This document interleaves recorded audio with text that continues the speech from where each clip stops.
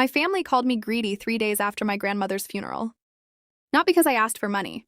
Not because I demanded her house. I simply asked one question. Where is Grandma's will? The room went silent. My Uncle David stopped drinking his coffee. My father looked away, and my mother suddenly became very interested in the table. Finally, David asked, "Why are you so worried about the inheritance?" I didn't say anything about an inheritance. You asked about the will. Because Grandma told me there was one. David shrugged. She probably changed her mind. That answer bothered me. My grandmother, Margaret, was the most organized person I knew. She labeled everything. Bills, receipts, even kitchen containers.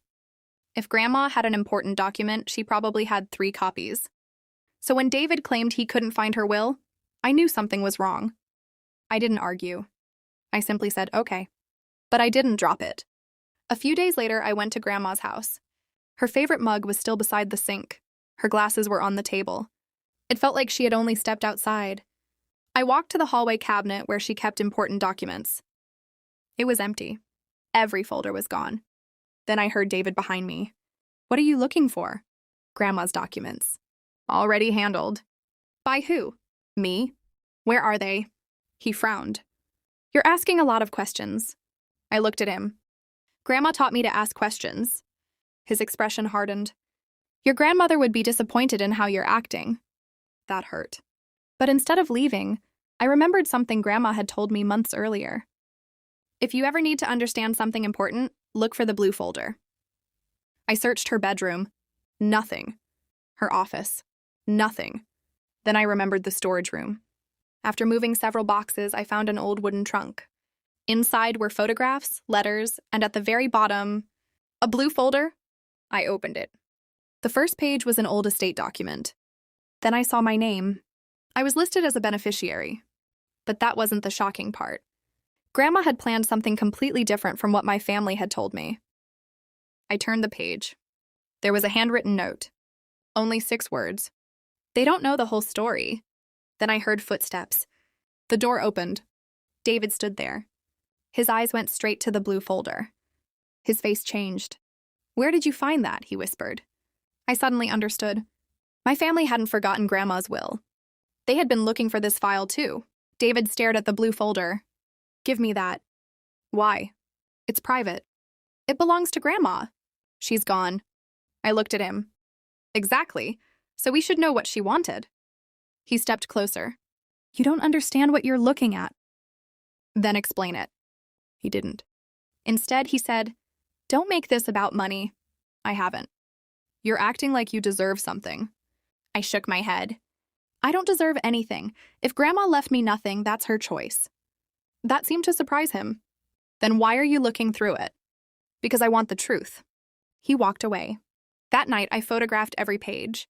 The next morning, I called the attorney listed on Grandma's paperwork. His name was Robert Miller. 2 hours later, he called back. Margaret's granddaughter? Yes. I think you should come to my office. When I arrived, he placed a thick folder on his desk. This is Margaret's estate file. Is this the final will? Yes. Who's the executor? Your Uncle David. Then Robert said something that changed everything. Your grandmother also left a separate letter with instructions. What instructions? She asked me to make sure you received them if there was a family disagreement. My stomach tightened. He handed me an envelope with my name on it. I opened it. Grandma had written, if you're reading this, someone has probably made you feel guilty for asking questions. I couldn't breathe for a moment. She continued, asking what I wanted is not greed. Then came the sentence that made my hands shake. The person who has the missing file will know why I made my decisions. I looked up. Missing file? Robert nodded. I told him about the blue folder. He immediately became serious. That isn't the final estate file. Then what is it? Evidence of what changed. He opened the official file. Your grandmother updated her will 6 weeks before she passed. What did she change? The house? My heart stopped. The house was placed into a trust. For who? Robert looked directly at me. For you. I couldn't speak. Then he added, the total estate is worth approximately $1.1 million. I sat back. But Robert wasn't finished. There's one more problem. What? The final will doesn't match the document you found. The blue folder contained an earlier version. In that version, the estate was divided almost equally. But Grandma had changed everything. Why? I don't know. Then who does? Robert pointed toward Grandma's letter. She left the answer somewhere else. What does it look like? A small envelope. I returned to Grandma's house. I remembered an old Christmas ornament, a tiny wooden house Grandma had always kept separately. I found it in the basement. There was a hidden compartment. Inside was an envelope.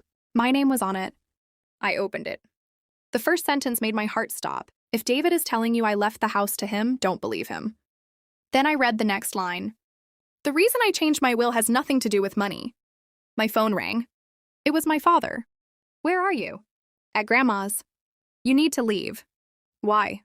He paused, then whispered, Your uncle just found out about the file. I stayed. 5 minutes later, David walked through the door. Where is it? The file? Yes. Why? It belongs to the estate. No, Grandma left it for me. His expression changed. She didn't give you anything. I showed him the letter. She did. He sat down. For the first time, he didn't look angry. He looked exhausted. Your grandmother was worried, he said. About what? He looked away. She knew the family would fight. That doesn't explain why you hid the documents. He sighed.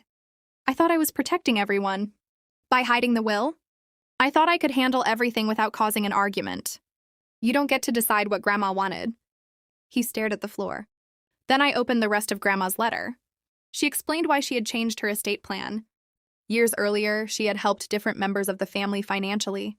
She kept records, not because she wanted anyone to feel guilty, but because she wanted everything to be fair.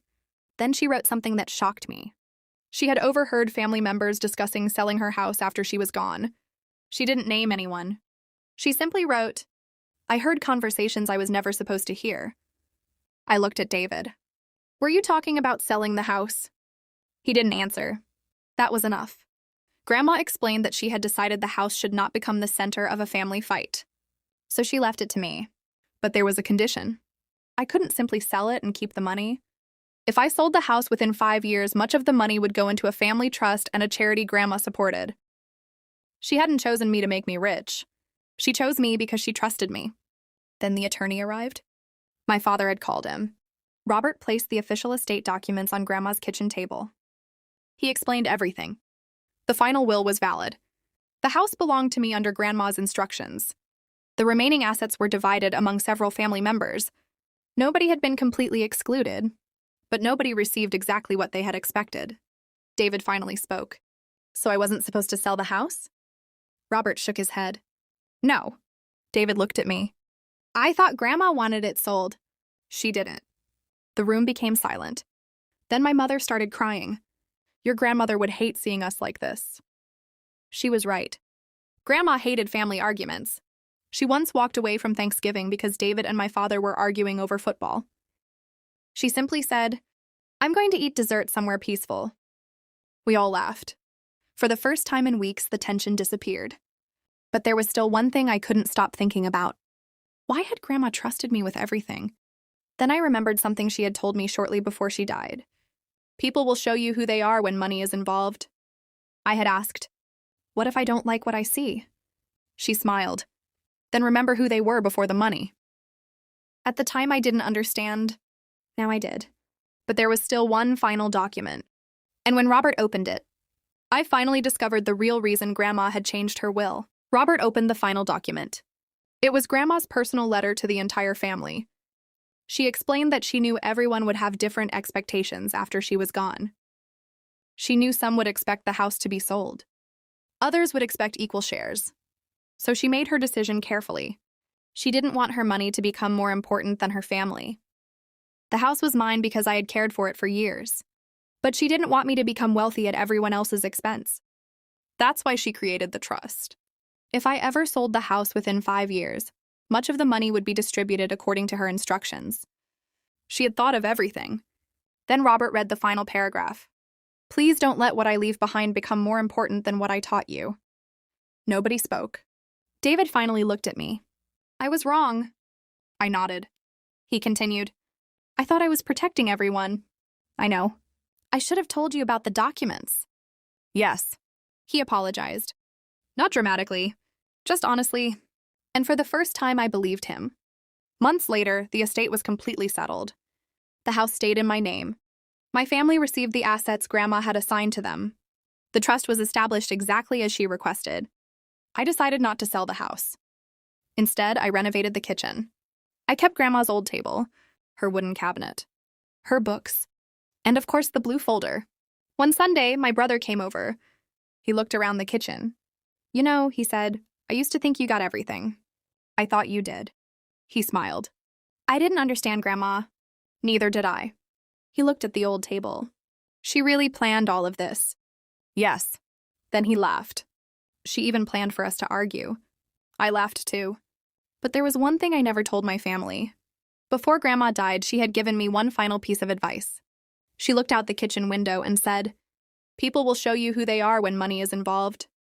I asked, "What if I don't like what I see?" She smiled. "Then remember who they were before the money." Now I understand. My family wasn't perfect. Neither was I. People made mistakes. People became afraid. People made assumptions. But the inheritance wasn't the most important thing Grandma left behind. The real inheritance was trust. She trusted me to protect her home. She trusted the attorney to protect her wishes. And eventually my family had to trust the truth. The hidden file didn't expose some secret fortune. It exposed the difference between what my family assumed Grandma wanted and what she had actually chosen. My family called me greedy because they thought I wanted money. But I didn't. I wanted the truth. And when the truth finally came out, nobody got everything they expected. Everyone got exactly what Grandma wanted them to have. Today, the house still stands. The same front porch, the same kitchen, the same wooden cabinet, and every Sunday morning I sit at Grandma's old table with a cup of coffee. Sometimes I open the blue folder. I read her letter, and I remember her final words. "Don't let what I leave behind become more important than what I taught you." That's the inheritance I kept. And honestly, it's worth more than the house. Because Grandma didn't just leave me a home. She left me a reason to keep the family together.